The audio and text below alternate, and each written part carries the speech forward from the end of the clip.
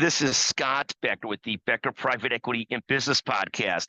Today's discussion, winter is coming, 18 stories we're following this morning.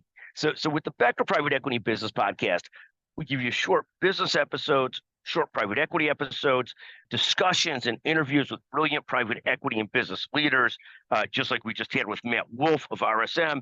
We also bring you a body of life episodes about different things. We had one yesterday, invest like an optimist, save like a pessimist. But let me give you 18 stories we're watching today. First, the markets totally tanked yesterday. They had their worst day in 2 years. The NASDAQ dropped 3.6%. The good news is there's a little bit of a rebound in that today. We'll see if that holds. Second, a slowing economy combined with huge deficit spending means a huge amount of the deficit spending is ultimately being wasted away. When I think of this, using deficit spending and getting growth that's a fraction of that, I think of that as Dumb and Dumber from the famous movie. Bloomberg, great article yet. $1 trillion rout hits NASDAQ 100 over AI jitters in the worst day since 2002. That's just a sign of where we're at. Second story, growth was 1.4% in quarter one, estimated 2.8% in quarter two, which all sounds good until you realize that deficit spending is 6 to 8%. Third, in the Alan Greenspan world, people remember Treasury Secretary Alan Greenspan or Fed Chair Alan Greenspan, much like Fed Chair Jerome Powell.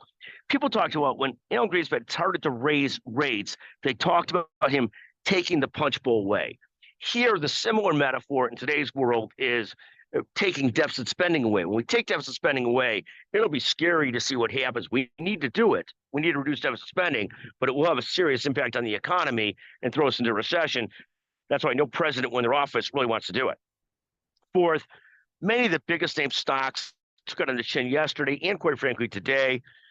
Fifth, to that end, Ford is down nearly 17% today on slowing earnings and revenues. Sixth, Tesla dropped 12% yesterday.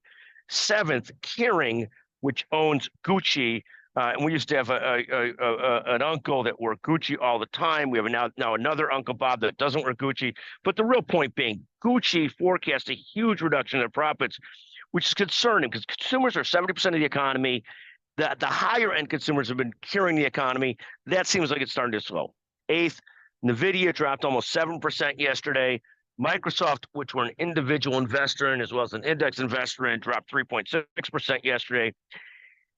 10th, that 9-story Microsoft 10th, days like yesterday remind me of two key sayings.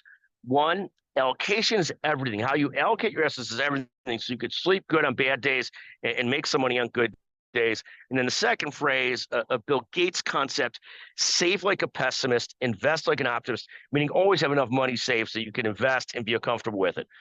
11th, in a horrendous sign for banks, and particularly commercial real estate banks, New York Community Bank is down more than 10% today, another bad sign. 12th, Robert Half, the staffing firm, is down about 7% today, missed earnings estimates, missed revenue estimates. Always a bad sign when the staffing firms start to take it on the chin. 13th, Edward Life Sciences is down nearly 24%.